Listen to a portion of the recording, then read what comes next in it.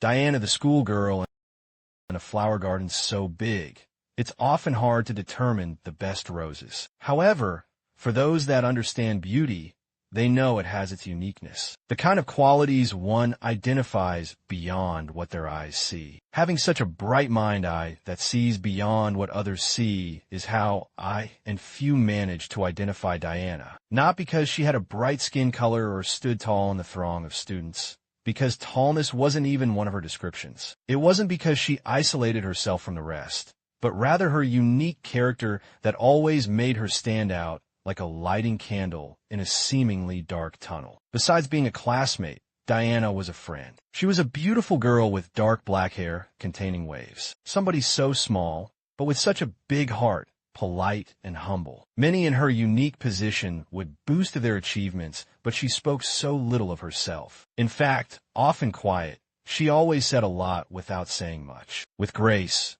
she tramped through the dusty quadrangles of the school, but managed to remain smart. Friendship is a gift to her, but kindness is her talent. Someone so down-earth. I bet she would even hurt a fly. She's one lovely person. She always remained placid despite being provoked by others, given her leadership position. After a whole year in school, she was still not known to many, but the second year took a turn, though without her cognition. Many started to recognize her beauty and rich, unique character that had a deep sense of humor. At the time, I happened to be one of her close friends. Suitors couldn't stop whispering to my ears about her, as if they were trying to keep up with a Kardashian. At some point, it felt as if she had officially been put on an APB, all points bulletin, for all guys to be looking out for her. Like a gazelle in the wilderness, many hungry lions came chasing. In fact, one of her suitors once intimated to me that if Diana was to compete in a beauty and modeling contest, he had no doubt she would trounce the race given her figure. Unfortunately for most of these suitors,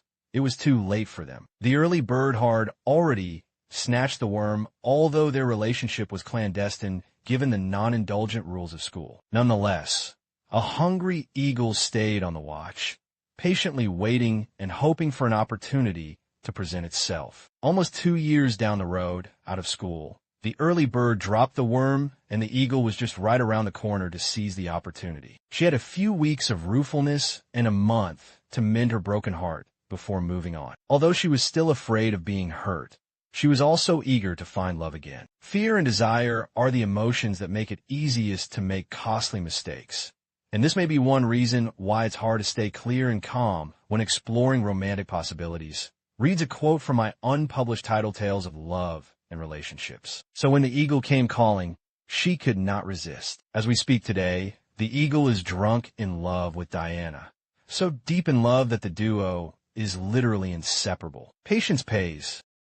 Hi everyone, this is Robert K. Circles. Thank you so much for tuning into the podcast today. I really appreciate you taking the time to listen. I hope you enjoyed this story. If you did, I'd be incredibly grateful if you could take a moment to subscribe to the podcast so you don't miss any future episodes. Give us a like on your favorite podcast platform. Leave a comment letting us know what you thought. We love hearing your feedback. And if you know someone who might enjoy the show, please share it with them. Your support means the world to me and helps us reach more listeners. Thanks again for being a part of the Robert K. Circles community. Until next time, take care.